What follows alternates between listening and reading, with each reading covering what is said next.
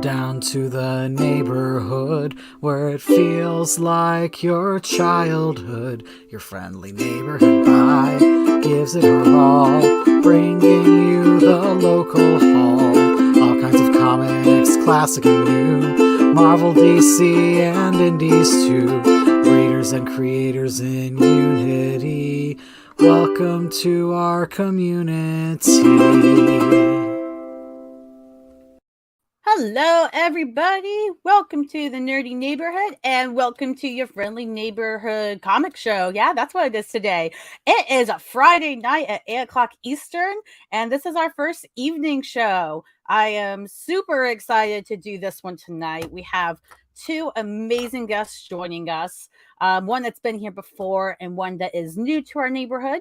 But full disclosure, I am sleepy. It is an evening. This is my first time doing it, so bear with me. I will probably stutter some. But regardless, I'm just so excited to be here with y'all. You know, every week on this show, we keep hope and give help and share comics with all. And we're just going to keep doing that tonight on our 20th episode. So we're a quarter of the way to 100, and that is both exciting and terrifying. So I'm just happy to those of you that are still along for the ride. And before we fully get into the show, let's just get started with our first segment with our neighborhood check-in.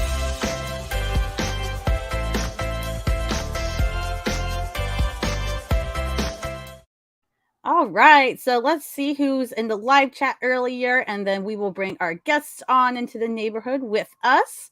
We had DC here earlier. I can't find the comment on here now. I don't know why, but DC was here earlier, which is amazing. So what's up, DC? He was here like a day early. And we have Eric here. Good to see you, Eric. If you didn't see his episode a couple weeks ago, he is the Punisher. That is the name he has dubbed himself. It's great. He's always got puns for you. So if you haven't already, you should definitely say hi to Eric. And thanks on the congrats. I, again, am just super excited to even still be doing this. I really want to make this week work because I'll be out of town tomorrow and Sunday, but I still wanted to have a show for you guys. And without further ado, let's just bring them on. Let's bring on our guests and our neighbors today.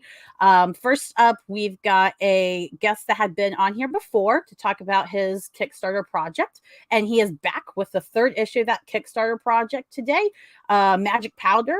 Hopefully you backed it. If you didn't, now is a great opportunity to learn more about it and become invested in it, just like so many others in the neighborhood. So let's go ahead and bring on Jeff Schiller. What's up, Jeff? Hey, what's up, everybody? Thanks for having me on again, Lauren. I'm excited to be here. I like the little lineup we got tonight. I'm excited. Yeah, me too, man. I'm just glad to have you back, and I like that we're matching the blue today. I totally didn't plan that, but we're matching. Yeah, heck yeah. I even actually thought about where is it? I had my hat, but I seen you had the hat. I was like, I guess I won't wear my hat. Maybe I should though. I guess I say you can wear a hat too.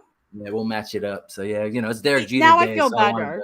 Yeah, we got it. And yeah, hats up. Yeah, I like it. But yeah, okay. I like it. Yeah, no, that makes me feel better because I go back and forth every show between if I'm going to wear these big headphones or if I'm going to go through all the work and find my earbuds. And I end up just doing these headphones because I'm like, I know it's not as cute, but it's what's happening. It's comfortable and it works. So we'll take it. Yeah, earbuds are not for me. Yeah, they're not my favorite. I'll do them if I have to, but they're not my favorite. And we've got another guest coming on today. As you all know, she is new to the show, new to the neighborhood. She is amazing, creates lots of gay shit, makes me cry with all her books in a good way. And I'm just super honored that she took the time to come on here tonight. Please join me in welcoming Belle Hound. What's up, Belle? Hello, everyone. Thank you so much for having me on the show, Lauren. It's great to see you, Jeff. If you can't tell, my shirt is actually really, really dark blue. And let's go. The hat, so I was already prepared. I'm ready.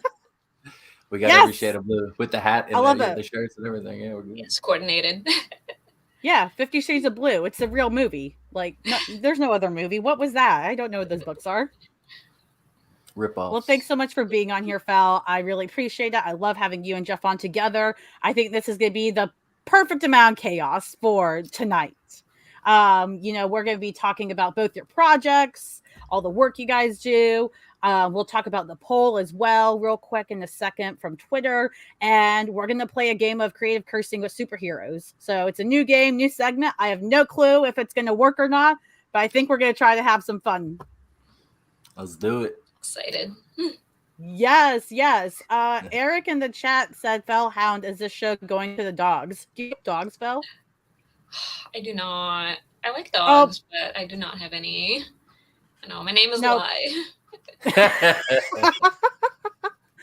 I mean, maybe you're a hound dog, like the song. I don't know if that works. Apparently, Fel Hound is a character, like an enemy in the mobile game Raid Shadow Legends, which I just learned like last year because I don't play that game. Oh wow, yeah, I've seen the commercials or something. Yes, so I have competition, It's okay. I think you keep people on their toes with how busy, one, you stay, two, how great your work is every time you do it, and three, just how you keep producing so much. Like it's amazing the stuff you throw out here. She warned us. Did the internet decide to die? Sorry. I was like, I can't tell who's lagging here, but sorry, it was all three of us. So yes, that might happen another time in about 30 minutes. That's okay. We'll remix it. We can handle remixes in the neighborhood. We've dealt with a lot worse on this show, including me leaving my own show. So it'll be okay. It will be okay. But yeah, I think we should go ahead and just move to our next quick segment, and we should go ahead and talk about the poll results.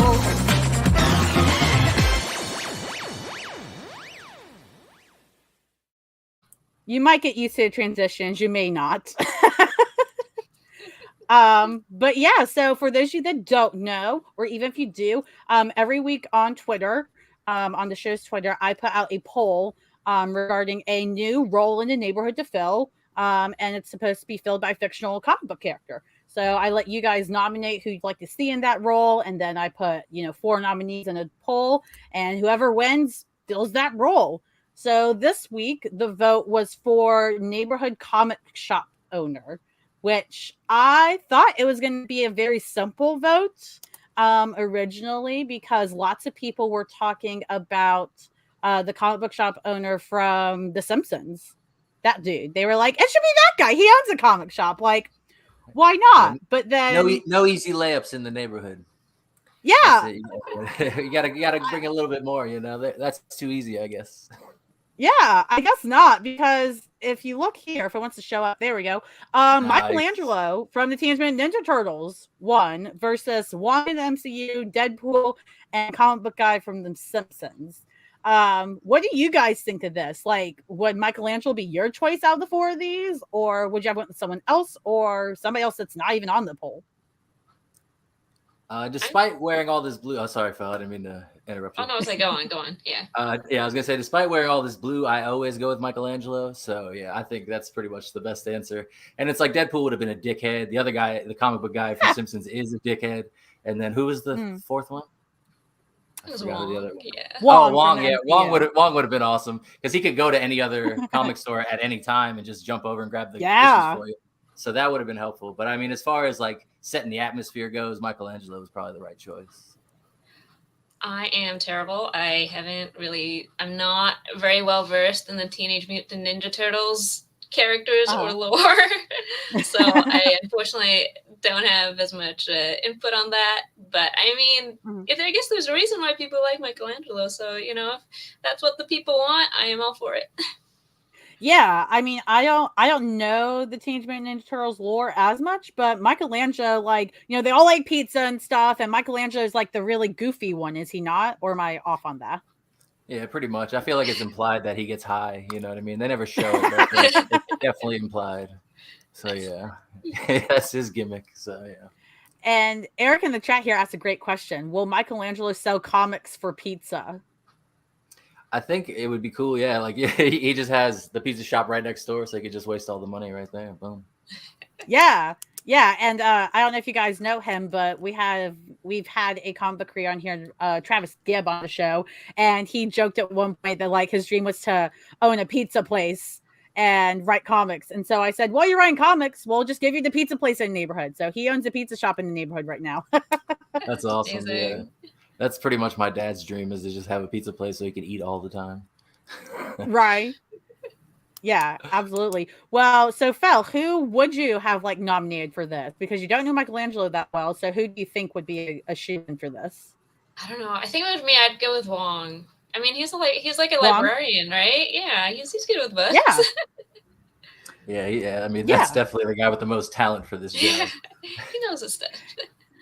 Yeah, I mean, I don't know if you guys watch She-Hulk. I won't spoil the new episode, but basically, he's goofy off the walls this recent episode. Like him and the Michaela girl or whoever, and her Y's in the wrong place, as she says. Like, the thing is, Madison.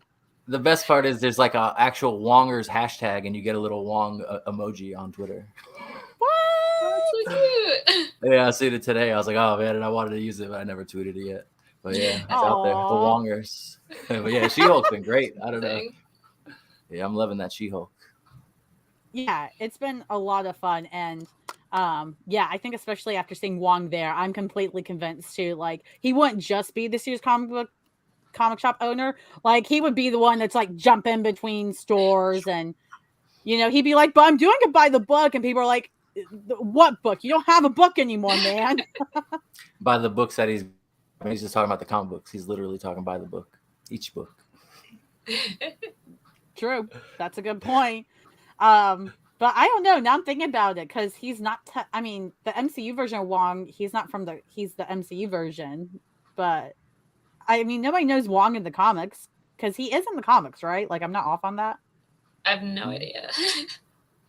Okay, I'm gonna take it. I haven't read it. Yeah, I was gonna say I haven't read a ton of Doctor Strange, but yeah, I'm pretty sure Wong exists. Okay, that makes me feel better, because I can never tell nowadays. Like, they actually do a fairly good job of creating original characters for like superhero stuff nowadays that feel like they're comic book characters. Like, oh yeah, they were in this comic, and it's like they weren't. I imagine a lot of people when I was growing up like made that mistake with Harley Quinn. And then, like, ever since then, I feel like, that was the beginning of that charge, I feel like. But who knows? Maybe actually Ninja Turtles might have been, for all I know. But, yeah. Always with the cartoon crossovers. People were trying to guess who that Madison character is going to be. Like, they're like, is this a comic character? So that's actually funny that you said the whole thing. I'm like, no, we got to figure it out. That's funny. Yeah, I'd be actually kind of bummed if she turned out to be like somebody bigger or like a mutant or something, because I like that she's just ridiculous, a ridiculously average human, but like everybody's jumping on now. Everybody's like, oh my god, she's so great, she's the best character now, and you're like, so that's all we had to do. Awesome. Yeah, exactly. I hope they don't make it nefarious at all. I mean, she came in spoiling The Sopranos, and that's like the greatest show of all time to me. So I was already into that. And so, like, I even seen the back screen because I was like watching with my dad, and it said long-term parking. I was like, oh, the Adriana episode, and then boom, she's like, oh no, Adriana dies. And I was like, oh shit. So yeah, that was amazing. So yeah, I hope it's nothing like she's like like you said, like some kind of scroll or anything like that. Like, let's just keep Madison chilling, She's like the most relatable character. They can't change her. Yeah, it would ruin the fun. So yeah, and it's a comedy, you know what I mean? You could have goofy characters. So yeah, I've seen people talking about how they want a her and Wong spinoff of just like being ridiculous, watching TV shows, solving mysteries here and there. Like, and honestly, I'm here for that, because I think She-Hulk has been so great with Marvel and getting people to remember that superhero stuff, comics, film, TV, otherwise, can just be silly. It doesn't have to be serious. It doesn't have to be world ending. It can just be goofy as all get out. Yeah, totally. But I would say, I thought Fel had. No, go ahead. No, go on. No, but I was gonna say, as far as it goes, like even I just watched the Thor, the new Thor, and everything, and that one, Taika's going funny with that, obviously, and stuff. Like, I enjoy the comedy comic movies more than I enjoy usually the serious ones. Like even the new Batman, obviously, was a good Batman movie, but it was a little long and stuff. So like, but towards the end, I was like, it's kind of like, where's the fun? Give me a little lightheartedness somewhere in here. You know what I'm saying? Like, that Bruce Wayne was way serious. At least Christian Bale had a couple jokes and stuff when he was being Bruce Wayne. Like, man. Robert Pattinson's like, I'm not bringing no charisma. And I was like, all right. That wasn't his choice, I'm sure, either. But it was just a weird. I don't know. I like those funny movies more than I like the serious ones, I guess, when it comes to comics. Even though my comic is not really a funny comic. Yeah, no, I totally get that. I'm very similar. I mean, I like the serious stuff, but I rewatch those less. So, like, I love the Batman film this year, for example. I think, to me, it's the best live-action Batman film that we've gotten. But, you know, so a lot of people disagree with me. But I really liked it. I haven't rewatched it yet. Not because I didn't enjoy it, but because it's a lot. It takes more energy for me. Yeah, man. Yeah. You got to be in a mood for that kind of movie, no doubt. Yeah, exactly. But I wanted to go back real quick before we move on to talking about your guys' projects. Eric here was talking about how Madison's superpower is defeating enemies by revealing spoilers. I think that's fantastic. It's funny because there's probably work. There's a community episode about like the girl Britta going around trying to spoil basically a Game of Thrones ripoff to Abed the whole episode, and then eventually she spoils it for him and ruins his whole day and stuff. And so yeah, I mean, I get that's always gonna work. I think spoilers is the real weakness of everybody. I know me personally, you spoil like Spider-Man got spoiled for me. Oh, I'm still bummed. Like it is what it is. My dad spoiled the ending of like Endgame for me. He like casually just read it in the newspaper and then was like, "Oh, by the way, did you know this happened?" And I was like, "Dad, the movie came out like a day ago." Oh my gosh. Yeah, and see, my dad's like that too, where it's like he doesn't really care about spoilers, so he'll just say stuff. And it's like, man, you gotta watch it, bro. Like I care about spoilers. You know, I was like, we know each other a long time now. Like you should be a little low key with that. But yeah, it's just funny. Yeah. I'm just imagining, so like if you put the mystery aspect with the show for Wong and her, so Wong can figure out what the favorite show is. He like researches, people. He goes through houses by, teleporting, portaling in and stuff. And then he's like, here you go, Madison. She's got to watch the whole episode. Their favorite. Yeah. It's like, this is their favorite show, but you're the only one that can defeat them. And she's like, all right, I'll get to it. And she figures out everything she can spoil. And then bam. That's exactly what happens. At the end of the episode, you find out what the show was and what the spoiler was. Oof. That's going to be dangerous for people who, are behind on their shows. Like, I wonder if anyone got spoiled on The Sopranos by watching She-Hulk. Like, maybe they were in the middle of their first binge, and that exact same thing happened to them where she spoiled it. Like, oh, no. So, it's been 20-some years. But yeah, when did it end? 2006. But not 20 years, but, it's been a while. So, it's time to catch up. Wow, it was on that long? Man, that's wild. I've never watched The Sopranos. So to me, it's like a show like decades ago, Yeah, it was a while ago. I mean, it started in 99, I feel like. So yeah, until 2006 or was it 2000 maybe it started? It was definitely before 9/11 and everything like that. And then, it ended about 2006. So yeah, it was a while. I mean, I've been watching, I don't know what it is. I guess my dad, he always hooked me on HBO and stuff. So I just watch all these series. Since I was a kid, man, I can't stop. Hooked. I was gonna say that explains your Magic Powder project already. Like that explains a lot of the influences we see throughout the issues in it. But yeah, I'd love to go ahead and talk about your guys' projects. I wanted to go ahead and start with Jeff, especially because a lot of people have heard about your project before and are familiar with it. Kind of wanted to just know like where's it going this next issue? We got 2 issues already. I was showing you earlier, but I've got them both here. They're really, really pretty. They've even got text on the back and stuff. What can we kind of expect to see in this next issue without spoiling too much? Don't be Madison. Yeah, exactly. That's the thing too, is like as someone who hates spoilers, I have a problem with spoiling things myself probably. But anyway, I would say this episode, as you can see right here in the Kickstarter image, it's all about like how big of a mess the entire city is in now after the first 2 issues. And now, like see right there, you can see the Minotaur from the second issue. They're going to, deal with him basically with everything that happened there. So you're going to get some closure there. And then right there, the logo is Miss Serrana, which is one of the main characters in the story. So she's going to figure out something in this issue that kind of puts all the puzzle pieces together. So it's, next issue is going to be like by issue 4, it's going to be popping off to a point where like everybody is finally going to come and meet each other almost, you know what I mean? Because the whole thing about like the first couple issues, like, everybody's kind of spread out. Nobody knows what's going on, like as far as like the people reading. Right. So now it's all starting to come together. So yeah, by the end of the 3rd issue, you'll understand where it's going, I think, more than you ever have before. That's great. Yeah, because I think that's kind of, for me as a reader, what I've been looking forward to with this series is like the first issue and even the second one. You've done a great job with the world building aspect of it and, you know, introducing us to these characters. But yeah, I'm really excited to see where everything starts to connect as a whole. Yeah. Yeah, and I'm excited, obviously, to bring that to people because, I feel like some people, even like kind of early on, might have dropped out because they didn't really get the direction. So I'm hoping, like, by the time we build a little more, we'll get some people back in here. So that'd be cool. Yeah, and I love the coloring on these issues is so good. And I gotta say, I mean, if you know me, you know I'm a Nightcrawler fan. I love this little blue guy. Like, I wish him and Nightcrawler could be friends.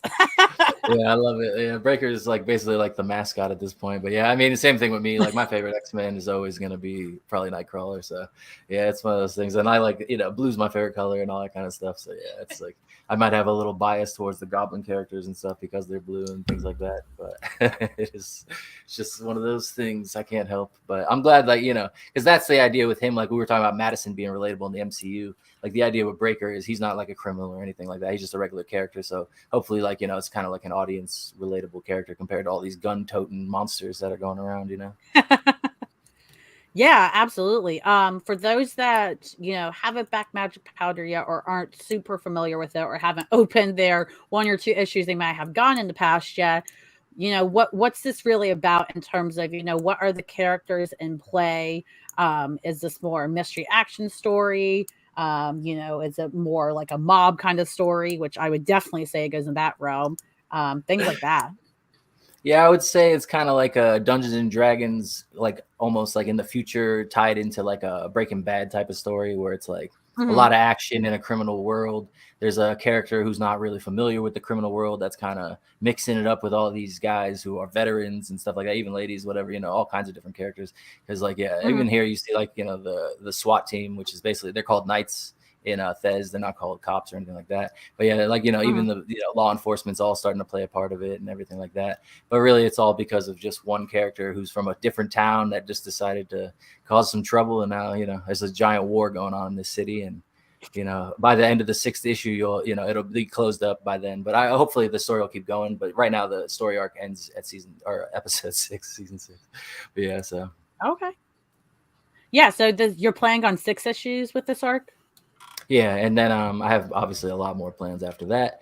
But like you said, mostly the first arc is about world building and stuff like that, introducing you to a lot of the characters, like a lot of these characters that you've met, like even sort of small roles and stuff like that, that they'll play a huge part, hopefully, by the time, we get into, who knows how many issues. But yeah, I'm trying to keep it like, because I haven't planned out really far ahead. So like a lot of it's just kind of foreshadowing and stuff like that. So hopefully like, a year from now, 2 years from now, people are like, oh, that's what that was all about. So stuff like that.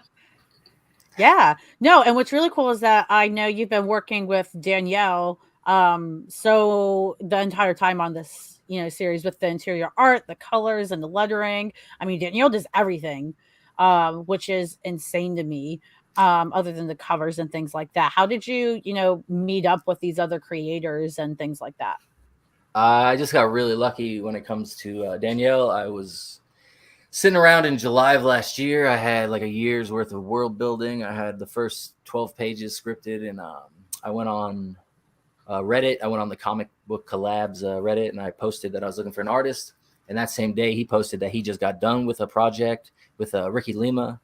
And he was Danielle was looking for somebody to work with. So he sent me his stuff. And I was like, wow, like you said, he's down to do everything. His lettering, I wasn't really sure about from his portfolio or whatever. But I'm like, worst case scenario, I thought my sister might be able to do it. Or, I would just hire a letterer or whatever. Because my sister does all the graphic design and all that kind of stuff for the projects. Like if you see, like you said, the back of the issues and all that kind of stuff.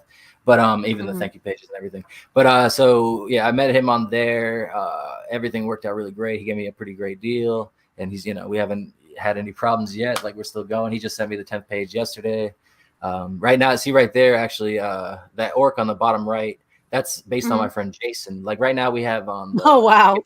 Yeah, on the Kickstarter campaign, we have you can be a background character or you can be a speaking character. And those are two of the rewards. Yeah, and that's Jason got his reward right there. And actually, my buddy Matt was one of the characters too, but he'll be in there later. Sweet. But and these, I think these perks are new. I don't think these were for the other 2 issues. Just the last issue. The first issue did not have that. The second issue did have it, and that's like how Jason got in.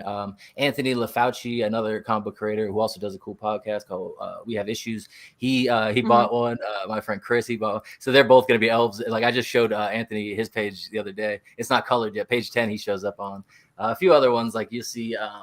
Like the orcs that are doing the shoveling while they're drilling. Those 2 are based on friends of backers. So like this guy with the shorts right here, one of the backers said he wanted his friend to look like this and make sure he had those shorts on and everything. And then the other one is a backer's son. And she's like, put my son in it. So that's him. He doesn't have a beard in real life. Neither one of them do, but they're dwarves. So they had to have beards. So that's the one like fantasy aspect of it. Yeah. So that's the thing. But like the orc, Jason, he has a beard in real life. So like he looks really close to himself. It's crazy. And then, even the Anthony one, I can't wait to show everybody these. But yeah, so if you're interested in being in the world, you know what I mean? Come on down. Yeah, that's awesome. And yeah, I mean, Danielle did such a great job with the art on this book and the colors and everything. I think it would be just so cool, you know, if you have the money, those you watching and listening to, you know, be a character in this book. You know, because there are books that I like a lot, but I'm not always the biggest fan of the art in. This one I've always been blown away by. Like Danielle does such great work and really seems to understand how to capture, you know, your scripts and such. So yeah, this looks freaking great. I'm really excited to get my copy when it gets funded and all that stuff. When's this campaign end? October 5th. So right now we have like 24 and a half days, 25-ish days. So yeah, we're doing pretty good. I was hoping we get to 150 tonight. We started the day at like 142, I think. So like we're still keeping up momentum pretty well for the first week. So I'm pretty excited. I've never had a campaign start this well, or this strong, or whatever you want to call it. Yeah, I don't know. I just hope we keep going. You know, I don't want to fail. That's really what I'm worried about. You know, well, I mean, you know, to get to 150, you only need one more. So, you know, people watching this when you do it, we only need one more backer to get to 150, guys. So somebody can be that magic one. Yep, get that physical catch-up package, and we'll be over 2,200 also, if anybody wants to do that. So. Yes. You lucky one. Also, yeah, I just want to say the art looks great. Like, it's beautiful. Also, I had no idea that you knew Ricky Lima, because he's like one of my best buds. No, I seen you actually tweeted him one time, and I didn't know he had a Twitter, and I started following his Twitter because of that. And he's like, he's like, I don't even use my Twitter really. I was like, yeah, I noticed. You only use Twitter because I keep bothering him, because that's like the only way I know how to contact him. But he's a really nice guy, and I think he worked on Undergrowth, I want to say. I can't remember if that's the one, but the name does sound really familiar. Yeah, he's awesome. He backs all the issues and stuff like that. He's always around. Like, yeah, I like me some Ricky. So yeah, I gotta get some more of his stuff. But yeah, like I said, like, you know, without them working together, him and Danielle, I would never have found Danielle, which is the greatest thing that ever happened to me. So like you said, this art, like I couldn't have this comic book without the art. You know what I mean? So I'm so lucky. Yeah, in particular, I was super excited when I saw this cover, because I mean, all the covers are fantastic, but just how well this captures the 2 opposing sides, essentially, yet still remains a texture of the ground here. I mean, it's just a brilliant job. It's crazy too, because like I wasn't really sure how people would see it, like, you know, because like in my mind I was like, this is gonna be really cool. And then Samuel Unzu, who does it, he's out in Nigeria, my man, and he's great. He's on a couple other things lately too. He's doing like the movie poster on the Tights comic book, which is also funding right now. Oh wow! And yeah, he's a great artist too. So yeah, if anyone's ever looking for other artists to work with, he's out there. He's on Instagram as what is it, Shia the Great? I think, I don't know. If anyone needs it, just hit me up and I'll find it. Shia the artist? I don't remember. Because yeah, like it's hard to remember all the tags. I remember everyone's real names, but like yeah. What was I gonna say that? Okay, but yeah. So when I asked Sam to do this, like I didn't know how it would come out really, and then he sent me it, and I was like, oh my. Like this is exactly what I was hoping, because people can totally, because to me, like this little scene right here where the dwarves are drilling underneath the farm and stuff, like I had this in my mind for a long time. It kind of reminded me of like a El Chapo kind of thing where he digs holes all the time, you know what I mean, mixed with like dwarves being miners and all that kind of stuff. So they got the crazy equipment. So like I really had this idea for like a crazy fantasy setup action scene, and like to capture it in the cover or on the cover, like I feel like it'll draw readers in, and Sam's great at that. Yeah, it's just gorgeous. I'm excited to put it next to these other ones in my collection. Yeah, guys, if you haven't got on Magic Powder yet, I don't know what to tell you. This is the second time Jeff is here. He's brought you even more greatness on top of the past issues. So get in before the third time. You can make the second time the charm, guys. And the coloring book's out there too in the add-ons if anybody wants to get on that Magic Powder coloring book that we did. Yeah, that's right. Campaign on stuff. I've been coloring a little bit. Yeah, I was really excited to get a coloring book. So yeah, I've been messing around. I've colored some stuff. But yeah, it's hard to even color a whole page, man. I like Daniel's a freak, man. He's just so good. I'm so lucky. Oh man, I couldn't do it. I'm just lucky. I guess I'll do all the promoting. He can do all the real work, and that'll be that. There you go. Well, hey, count everything that everybody does as equally important, because if you don't write it, there's nothing for Danielle there. So you guys are a great team. I'm excited that you guys are still able to work together and coordinate, because I know Danielle's in Italy or something like. Yeah, he's in Naples, Italy. Yeah, which is really awesome because the idea came to me watching a show from Italy called Gomorrah. And so I told that to Danielle, and he's like, I know what Gomorrah is, but I never watched it. So I don't even know he's really into it or nothing. Maybe by now he's watched it because I was over a year ago. But yeah, man, he lives in Italy. So the whole idea to me was the ancient Rome had all these ghettos built on top of it. You know what I mean? And that's kind of what Fez is an ancient elvish city with, straight up ghettos just built on top of it. A bunch of people slanging drugs. So that's really heavily influenced by Gomorrah and also The Wire and stuff.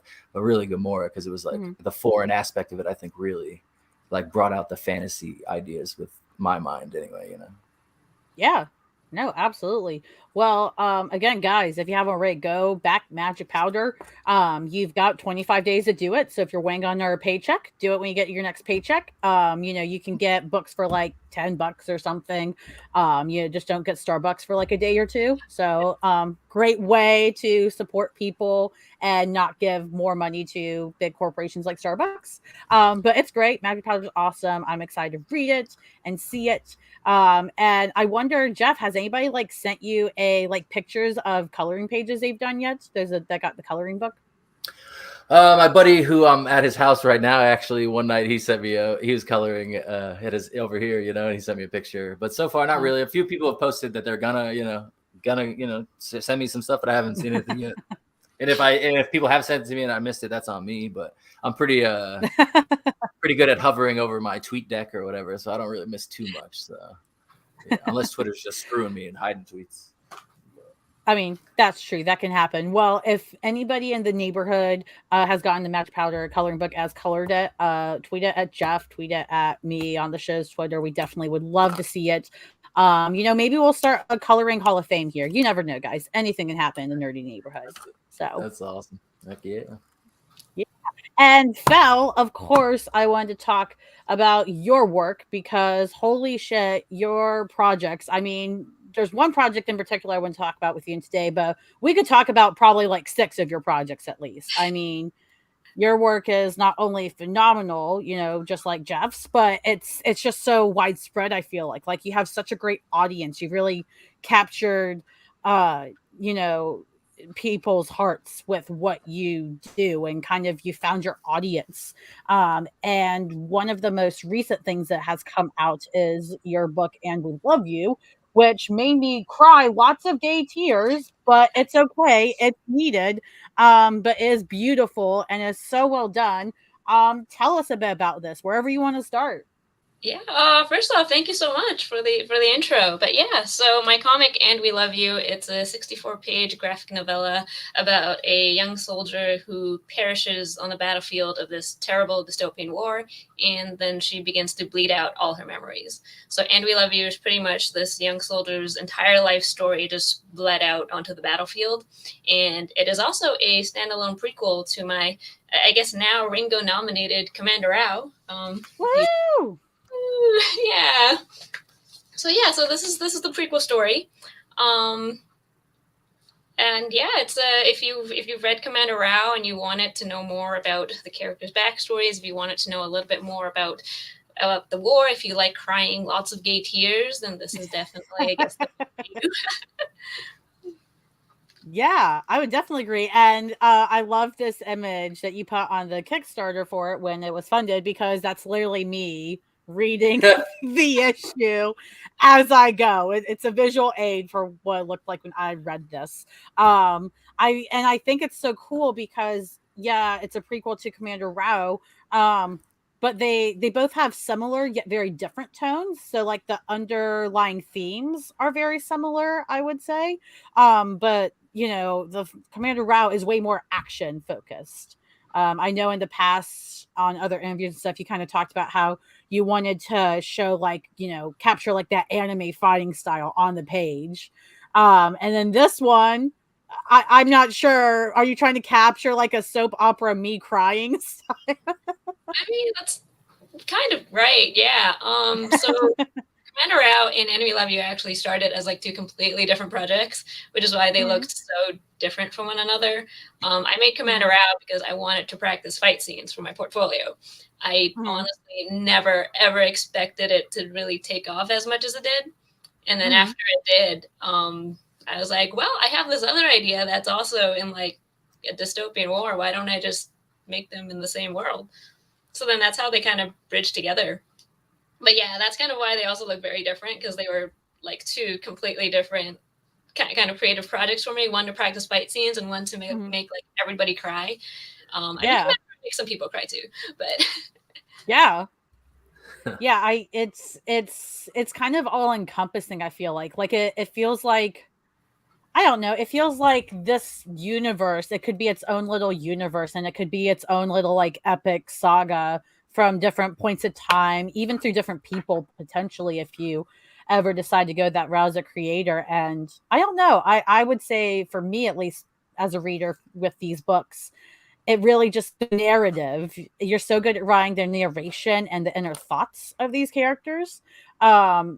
And I think that's what really resonated. Like, we read these things and we're like, oh my gosh, like I'm feeling human things, whether it's anger, whether it's sadness, whether it's a panel of happiness before you're knocked down again. Like, you're so good at capturing those just everyday average, as people call them, human feelings. Like, that's just the coolest thing in your work. And I don't know how you do that, because like it should be easy to do that, but it's not. Like, so many people can't capture, so many people can write sad stories and stuff, but it's not actually going to hit people in the gut like your works do. I mean, I kind of take that as a compliment, because I think someone told me that like when they read And We Love You, it was like the first comic they read that actually made them cry. And I was like, I'm so sorry, but also thank you. Because that means, my intention of what this comic could achieve paid off. And I kind of sort of joke that as like a sad gay, I like to write about sad gays. And I think it's very cathartic to have like a community of sad people. You find your peers, so then you can all cry together and then feel better. It's kind of like that. Like, I know it sounds kind of sad, but it's also like, sometimes feeling sadness together is good. Yeah, I mean, there's a line between, feeling sad together and trauma bonding, and you hit right before that trauma bonding hits. So I think it's that perfect medium. And what's cool is that even amongst the sadness and stuff, again, there are still some happy moments, which is really cool to kind of offset it and still keep that investment without going like, I'm too sad and closing the book. So I think you did a great job layering those in. For the narrative, and also possibly for that. I don't know if you cared about that or not, but and then you still have the action in it too, which is really cool. I think you've nearly perfected your action sequences, because they're completely flawless here. Like, they're so good. Oh my gosh, thank you. Honestly, I just watch a lot of anime. That's a secret to drawing the fight scenes. I watch a lot. Honestly, that would do it. That's probably why I can never do anything with a fight scene, like write it, draw it, choreograph it, because I don't watch a lot of anime. So that is your superpowers in anime watcher. You have the power to do things with fight scenes. Finally, I knew they would pay off someday. My mom said that they were useless, but I proved them wrong. You did. And real quick, I wanted to say hi to some people that just jumped into live chat. Ignacio is here. What's up? If you guys don't know him, he is a phenomenal comic artist. He is lovely. So you guys should definitely go find him on Twitter or something and see his work. He is doing a million things now, which is so great. He's getting noticed. And Chase, Icon Comics, is here. Weed eating, you're catching up with Jeff, I guess. So we're happy to have you, Chase. You're not supposed to. Well, I guess you could eat the weed, but I don't eat it. But, He's got some like gummies. And Ignacio's the greatest. If you're looking for somebody on Twitter who's like got his finger on the pulse of every single Kickstarter campaign and everything like that, like, yeah, just follow him. He'll get you what you need. Yeah, absolutely. I know because I got to know him originally from all the stuff he did for the Kickstarter Killaroo by Darren Close. He's also absolutely lovely. But now, like, he's getting so busy with work that it's going to take longer to get some Killaroo stuff done because he does art there. But it's a good thing because we're still going to get that, hopefully. And he's booked to hell, I guess. So huge congrats to you, Ignacio, because you deserve all the work possible. But Phil, I want to go back to you, of course, because one thing that I love in particular with your art is the faces. You are so good with faces. Like, you guys know how Jen Bartel draws gorgeous faces? You do that, Phil. You draw gorgeous faces. Like, if you and Jen Bartel ever teamed up, I would cry tears of joy because your stuff alone is great. You guys would be such a cool collaboration to see. I think I'm just crying tears of joy because you compared me to Jen Bartel. Like, I need to like this moment, frame it, and like print it on my wall. I love Jen Bartel, and thank you so much for the compliments. But yeah, I honestly, I'm probably a little too OCD about my faces. It's like if they don't turn out perfectly, I will literally redraw them for 4 hours until it looks right. It's probably not like the best for my hands, but I am glad that it paid off. Yeah, they're gorgeous. I mean, I'm one of those people that's very picky about faces in art. Like, if I see a character and they look really great, but then their face looks weird to me, it automatically puts me off. I feel bad about it because faces are so hard. But there's a couple artists that almost worked on Magic Powder, and that was the biggest problem. Is always the faces. Like, it just looks unnatural. Like, I don't know what it is. Maybe they don't know like the scale of eyes and stuff. I don't know what it is, but like, yeah, faces are definitely, even as someone who's trying to draw other, stuff, faces, forget about it. Teeth. Oh my God. Yeah. I that's how I kind of get away with it. They just have like an outline for the lips and that's about it. Nice. Yeah. Well, it's crazy. And honestly, I'm just picturing like, I think it's an upcoming Jen Bartel carver. It's a Wonder Woman variant where she's got the jacket on. It's kind of like a 70s, 80s style. She's got the Levi jeans kind of look and turns back turned. If you had that Wonder Woman next to this character of yours, chef's kiss, it'd be so perfect. Like, I am manifesting it for you, Phil. I am manifesting. Thank you. I also dream of working with Jen Bartel one day. That would be the dream. Or even just like meeting her at a con. Like, oh my gosh, I'm such a big fan. God, her lines have to be the longest. If and when she ever does cons, gotta be the longest on the planet. Like, next to Chris Claremont. So one con I'll shell out all the money for. Like, I don't even care. I wish she'd come to Toronto because I am poor and can't travel, but... Mood. Yeah, all of us these days. I know. Yeah. Chase in the comments was talking about grasping faces, artists being able to do that, and talked about Steve Dillon. Are you guys familiar with his work? Not off the top of my head. I was gonna say, Chase, let us know in the comments what he worked on, because he sounds familiar, but I can't think of what he worked on exactly, because I'd love to take a look at that and see what you mean there. But yeah, this is so good. Do you have plans that you can talk about to like continue stuff kind of with this world, or are you like done with it? Is it like wrapped up in a pretty bow? Oh no, it's not wrapped up yet. It is a project in development, to be completely honest. This was one of those things where I made it. Commander Al was like one of the first comics I ever made. So I had zero expectations, and then it just kind of took off a lot more than I thought it would. So things are in development, but they're always like, it's like a living comic. It's like always changing and in development. But what I can say is that And We Love You, you can currently get it on my online store, but because I think like it is a prequel to Commander Rao, which is picked up by Scout. So Scout will be releasing it. We Love You, I believe, early next year. I don't have a solid date yet, but that is coming. If you want to grab it at your local comic book store, keep an eye out for it. Nice. That's exciting. Yeah, I know they picked up Commander Rao, so I'm glad they also picked up And We Love You. It's like they're invested in the world now too, or something. Fingers crossed. Yeah. And I can say we have I'm currently working with some artists on some really cool variant covers for the Scout release. I can't wait for people to see them because they look amazing. Amazing. Yeah, I'm super excited to see it all. And again, a huge congrats on the Ringo nomination. I mean, your first work that you didn't think would do anything, it sounds like, is already nominated for a Ringo Award. Like it almost sounds like you're shooing for And We Love You next year. Like that's freaking amazing. Well, thank you. And honestly, I feel like a lot of it goes to just like the peers in the comics community, like my friends and the fans, the people who kept sending me like pasta sauce pictures once a month. Like this is all because of them. So I'm really grateful to that audience for really supporting my work and all that. Yeah, and I'm sure you've gotten this question before, but I am still curious. What has been your favorite part of kind of creating this Rowverse or whatever you call it? I have no clue if you have a name for it yet. Yeah, I do call it the Rowverse. Honestly, I feel like my favorite part is like when people sent me pictures of pasta sauce. I know it sounds really weird, but it means they're like thinking about my comic when they go like shopping.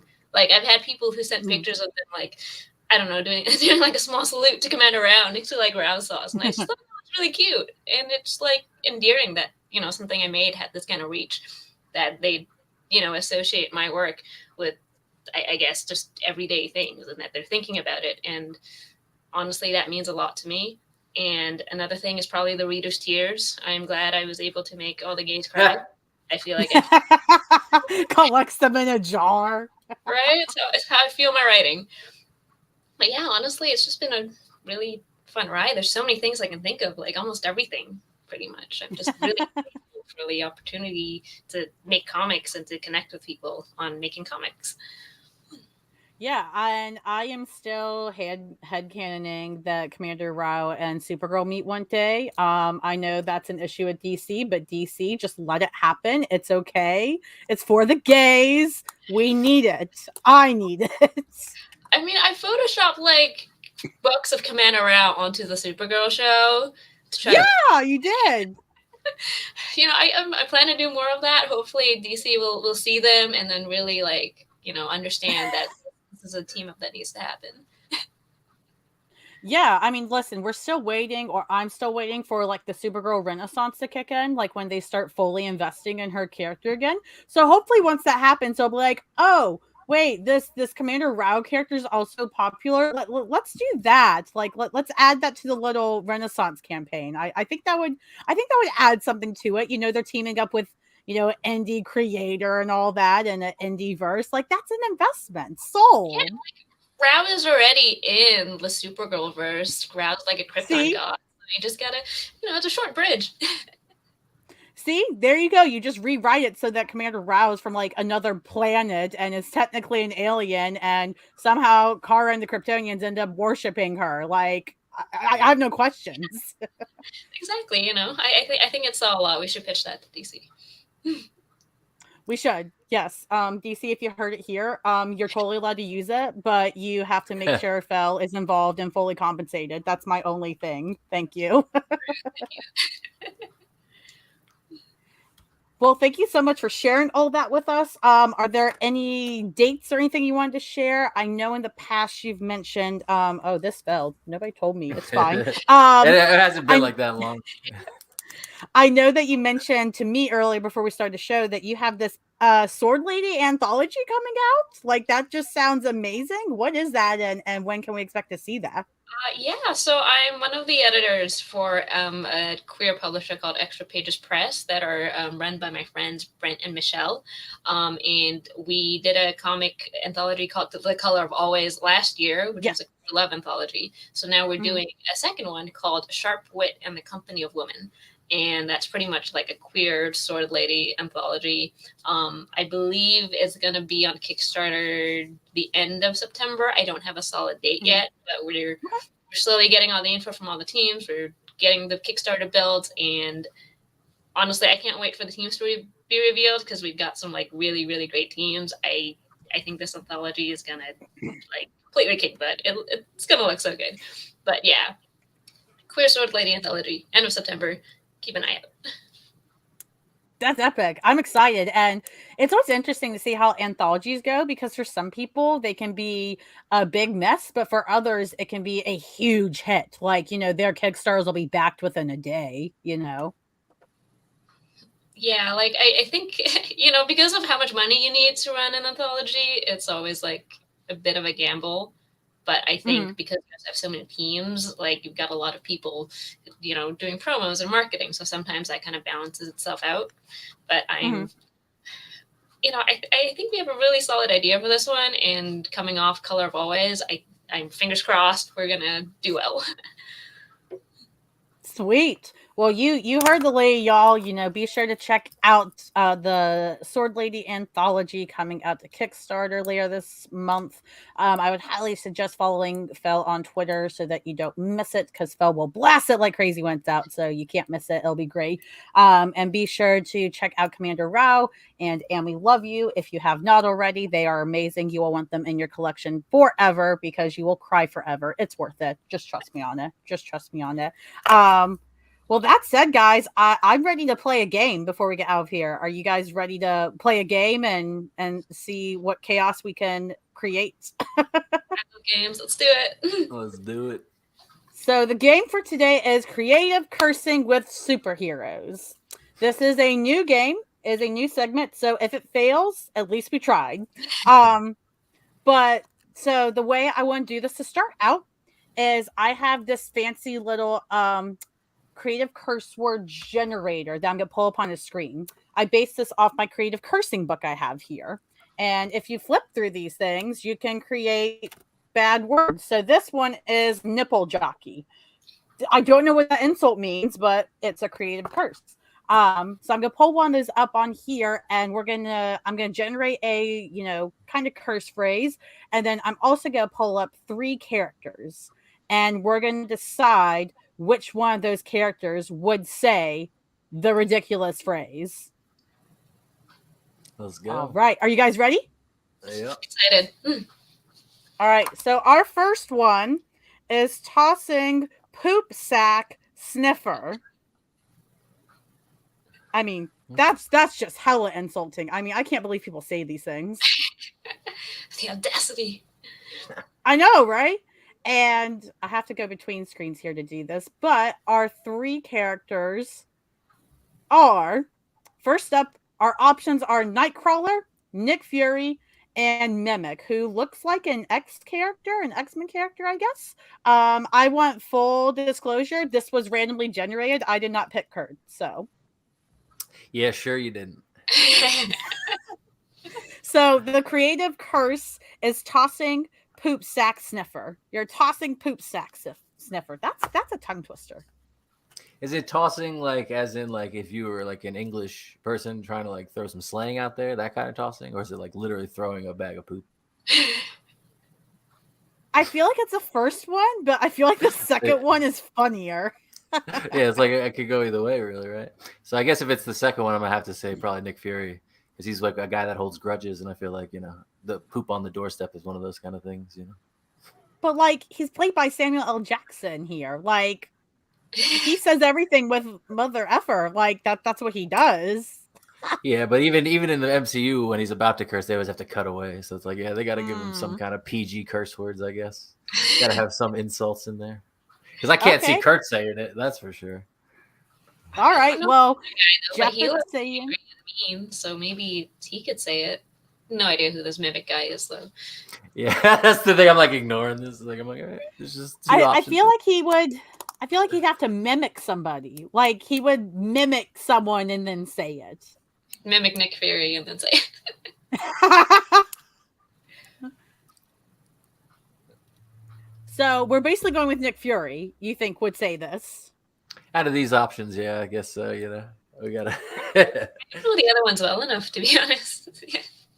It's funny. I actually, and I'm the huge Kurt fan too, but I actually thought this would be hilarious for Kurt to say. Like he would totally say that to try to like sound like he, is still a good Catholic boy, and it's like, no, just You can fucking cuss, dude. Like that's like the closest he can come to actually like cursing. Yeah, that's hilarious. Yeah, and then everybody's like, Kurt, you don't have to be this innocent. Like, just stop this. Like, why are you doing this? He's trying so hard. He tried so hard and he did not get far, but it's okay. It is okay. All right, let's make our next word.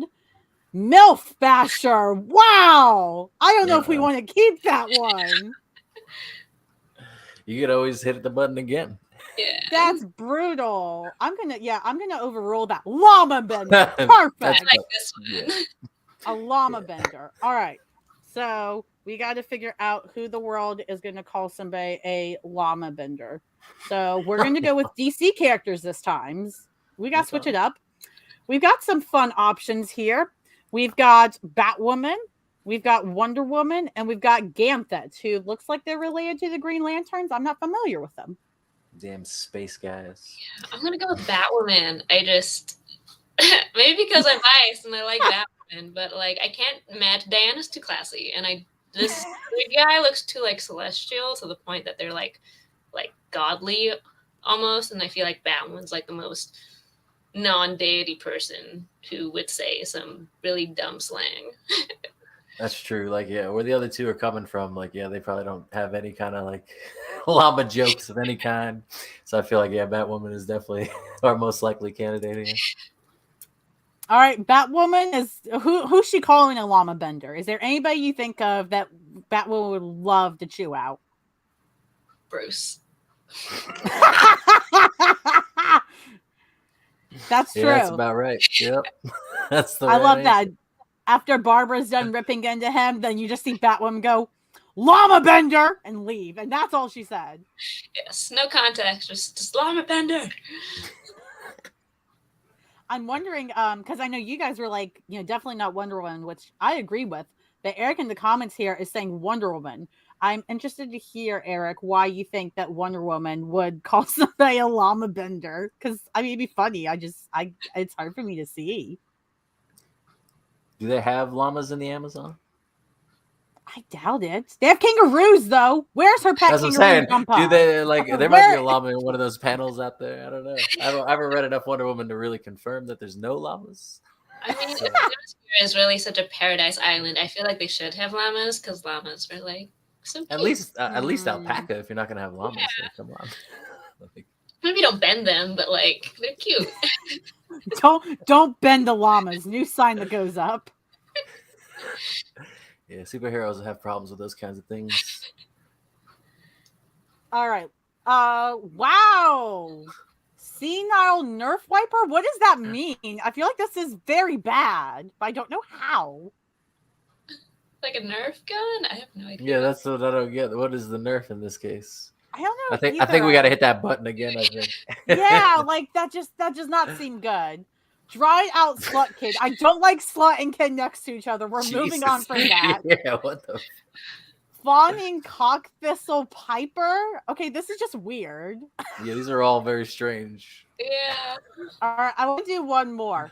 Wow, that's too much. That's like literally a pedophile supervillain name right there. Waffle bastard. Is that appropriate? Can we do that one, or is bastard 2 not okay? I think you got to go with it at this point.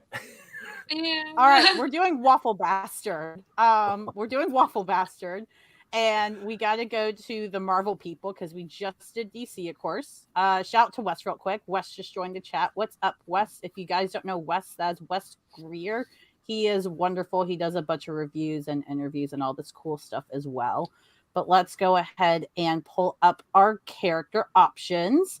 So for Waffle Bastard, who would say that to somebody? We've got Black Panther, we've got Hercules, and we've got Spider-Man 2099. I don't know. Now that I've seen, I don't know. I don't want to spoil anything about Hercules and maybe MCU situations. But yeah, I don't know. I kind of feel like that's where I'm going here. Yeah, I'm feeling Hercules too. Yeah, I feel like that's the only answer here. Like, T'Challa would never, like, literally never. Yeah. And then Spider-Man 2099, like, again, he also would never, just in a different ways. But Hercules, He might. Like, having a bad day, he's gonna slip, you know. Mm-hmm. Yeah, I think that's the easiest one we've had so far. All right, well, we're gonna move on from Waffle Bastard then. That was a terrible one. I am so sorry to everybody for all those terrible ones we got. We're gonna do 2 more here. Wow, we're not doing that one. Oh my god! Maybe okay, here, this is perfect. I like this one. Idle-minded sock detector. That is a great insult. Okay, now we got to see what the options are. All right, so this time we're going back to DC characters. You know, we take turns. We love both. So for idle-minded sock detector, who's saved? We've got Lex Luthor, Kate Spencer, or Black Canary. I feel like Kate Spencer, for sure. It's kind of surprised Kate Spencer because nobody seems to know who Kate Spencer is. But in the book, she's like very, very witty, and I feel like she would say something really dumb like this. Yeah, I'm trying to think, like, I'm trying to even like imagine Lex Luthor trying to like say something like that, and like obviously like Black Canary maybe, like you said, but like like, personality wise, like you say, Kate Spencer's probably the option here. Like Lex Luthor, I don't know. I feel like he would pay someone to say it before he'd say it, but yeah. I mean, I feel like he would say that if like Superman pushed him enough, like pushed his buttons enough, and like he had tried like 10 different ways in a row to kill Superman, and Superman just wouldn't freaking die, you know. And finally Lex is just like, you idle-minded sock detector, I'm so sick of you. Like, what is this shit? But I also don't know Kate Spencer well, so I'm one of those general people that is not well versed on her. So if you guys think it's Kate, I am totally on board with that. I don't know, who was it that said Lex Luthor? Someone voted in the comments, right? Who was that? That was Eric. Is that Eric? Yeah. Yeah, I mean, I don't know. You know, it can go either way, but I'm going to say 2-1 like Kate Spencer on that. Well, 3 once Lauren's on our side. So, yeah. Perfect. All right. Well, we got one more to do, and hopefully this one won't be horrifying. Maybe I should have audited this generator more before I used it. That's just insulting, I feel like. That's just me. There we go. I like it. Stain Plonker. That's a perfect curse. I feel like the first one that came up there was like an actual insult in a Flight of the Conchords episode about Reese Darby. But yeah, he's like, why are you calling me ginger balls? Like, I think that's the thing that happened. Yeah, I haven't seen them in forever. I'm surprised people still know Flight of the Conchords. That was like, God, like I was in high school maybe. It's part of that whole I never miss anything on HBO kind of thing, you know? We all know who to go to now. All right, so we're going to do Marvel, and we're going to generate a new batch. Oh, this is fun. So who would say the insult of calling someone a stain plonker? We've got Scarlet Witch, we've got Khazar, and we've got Banshee. I really like these options. This is great. I feel like Banshee in this case, just because he's Scottish, and I feel like the plonker aspect might come from their little like repertoire. So yeah, I don't know. I feel like they all could in some ways. I don't know who this Khazar is, but you know, he's like he's like the. I mean, I don't know him well enough either, but stereotypically, he's like the Tarzan of Marvel. Like he just runs around. He has some interactions, I think, with the mutants every once in a lifetime because he lives on the Savage Lands, I believe. I see. Yeah, he definitely has the Savage Lands. Like that picture alone kind of gives it away, I guess. But I don't know. And then like Scarlet Witch, yeah, I don't know. Maybe it could happen. I don't know. This is like really mad at her children. I feel like MCU Wanda could say it. Just because I feel like Elizabeth Olsen would deliver that line in a very comedic and enjoyable way. But I would probably go with Banshee here too. Like you're right. Like he's got this Scottish stuff. It would roll off his tongue. He would do it more naturally. Like he would say this and be serious, and people would be like, "You're not being sarcastic." Like, yeah, I definitely have to go with that. You know, I don't know. I mean, this might be the hardest one. I think Banshee makes sense. Yeah. I wish I knew these characters better. Oh man, you got, even if you just read like some of the earlier stuff that Chris Claremont did, like even just an issue or two of that, you'd be fine. Or just read the Phoenix Saga because he's in there a little bit too, I think, and you're set. Like, yeah, you can get his personality pretty quickly. Unfortunately for Banshee fans, he's not a complex character. Yeah, there's a few of those. Oh, go ahead.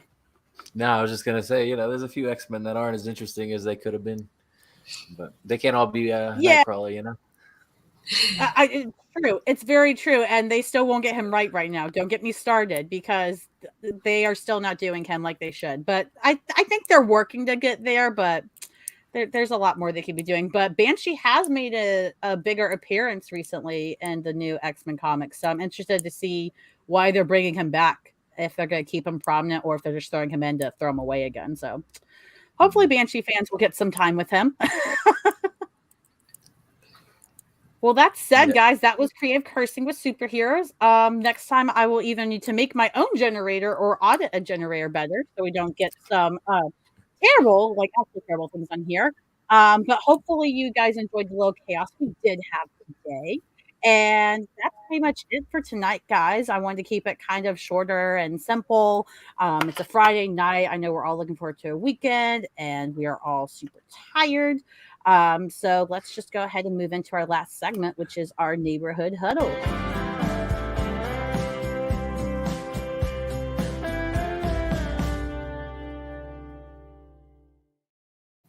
All right. So typically, just to wrap up, I like to ask everybody what they're looking forward to next week, what they're hoping to see, and nerdiness, or even your own life if you want to share.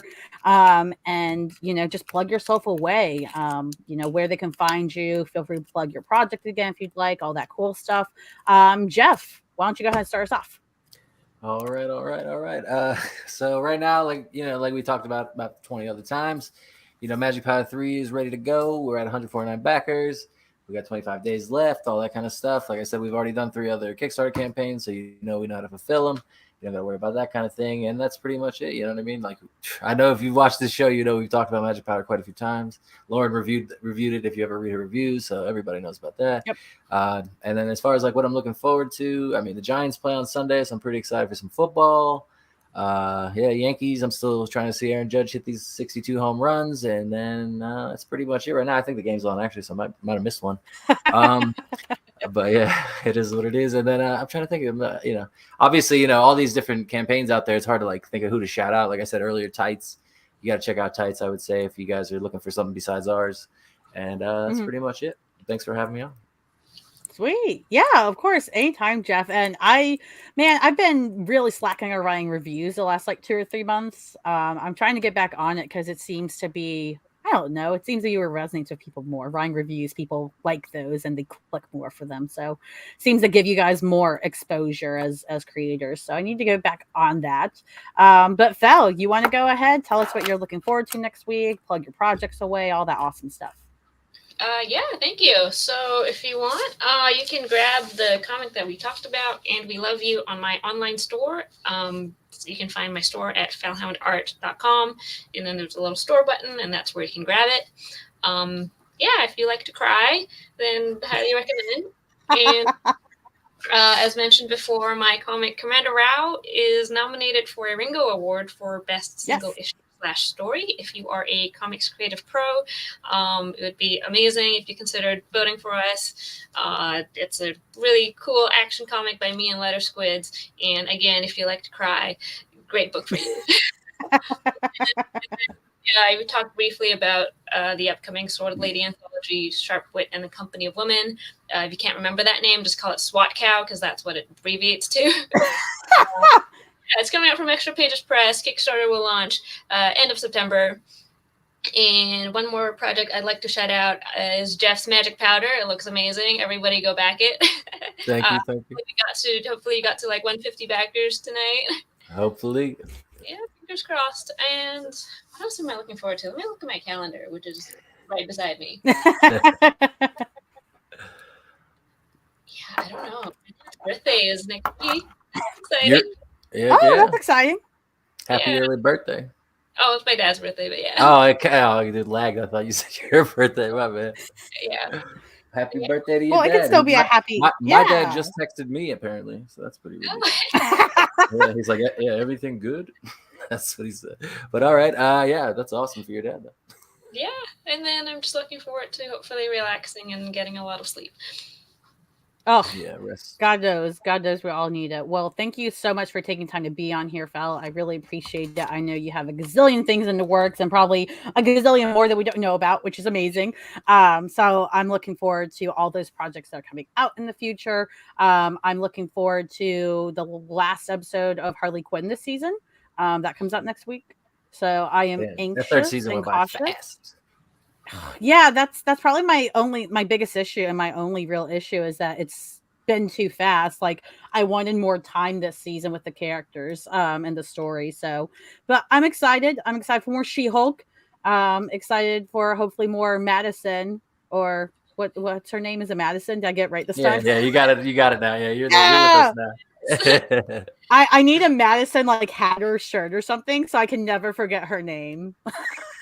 Yeah, exactly. I'm sure there'll be Madison merch at this point, so don't be shocked. You know, it's definitely gonna be a toy at some point. You know that. And it's so funny because I looked up the actress that plays her earlier because I saw the last name. Her last name is Guggenheim, and so I was remembering. I think it's Mark Guggenheim or something who has done a lot of DC stuff. He's written some comics as well for Marvel and stuff.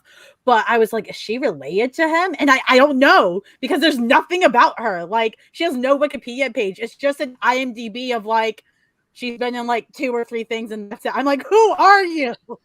Now she's a star already after that one episode. So, you'll figure it out soon enough. We'll all know. But yeah, I really can't believe the reaction. Like, I guess She-Hulk is just really getting a lot of reactions because even the twerking thing obviously blew up, and then now this week Madison and Wong is blowing up. Like, who knows what they got for us next week? And the thing, like the She-Hulk this week, like it had Billy Walsh from Entourage, who's like the only actor I would ever want to see from Entourage in anything. So I was pretty happy, like, to see him as the magician, Donnie Blaze or whatever. So yeah, I mean, this season's going really well. I think I can't wait for more She-Hulk either. And House of the Dragon, that's another show. Rick and Morty, I think, just came back. There's a lot of good stuff going on right now. Yeah, it's great. Like there really is something for everybody right now, to enjoy and watch and all that stuff. So looking forward to that. Above Snakes, number 3, which is from Image, I believe. It's by Sean Lewis. It's phenomenal. So I'm really looking forward to that comic. It's like it's like a modern version of an old Western revenge story. It's really good. And Sean Lewis is also one of those writers that's very good at capturing like human emotions, like simple stuff, and making a whole series about it and breaking you in the end. He wrote a 8-issue series, I believe, for Image called Bliss. And that was like cry-worthy. So do not read that on your father's birthday because you will bawl specifically with that story. Do not read it on your father's birthday. I've been trying to think like this whole time now, like, have I ever read a comic that made me cry? Like, I've been trying to think about this whole time. I can't come up with one. I'm like, man, there's got to be something. Maybe Walking Dead at one point or something. I'm like, no, I don't think so. Like, yeah, maybe. Yeah, maybe when they killed Glenn, I cried. I don't remember. But I'm also, and the other issue I'm really looking forward to next week is Do a Power Bomb. It's by Daniel Warren Johnson. Yeah, it's the fourth issue's out already. Dang. It's coming out next week. Yeah, yeah. Nice. I'm super excited because he's a phenomenal writer and artist as well. So I'm super excited to see how that goes because I've seen people talk about how they don't even care about wrestling, but they've been reading this book and they're like, "This guy made me care about wrestling, and I hate wrestling. What is this?" Like, they're stressed about it, and it's great. So I'm really excited to see that. Just excited for all the nerdy stuff we are getting. But yeah, thank you guys so much for coming on tonight. I really appreciate you. Those of you watching and listening, we will be back to our regular time and day next Sunday at 1:30 in the afternoon. So if you didn't know that, now you do. Now another Friday evening. And, be sure to follow the show's Twitter if you don't already. It's down below so you can engage in the polls, connect with our creators, don't miss a thing on the show, all that really great stuff. But with that said, thanks again, you guys, and we will see you guys next Sunday.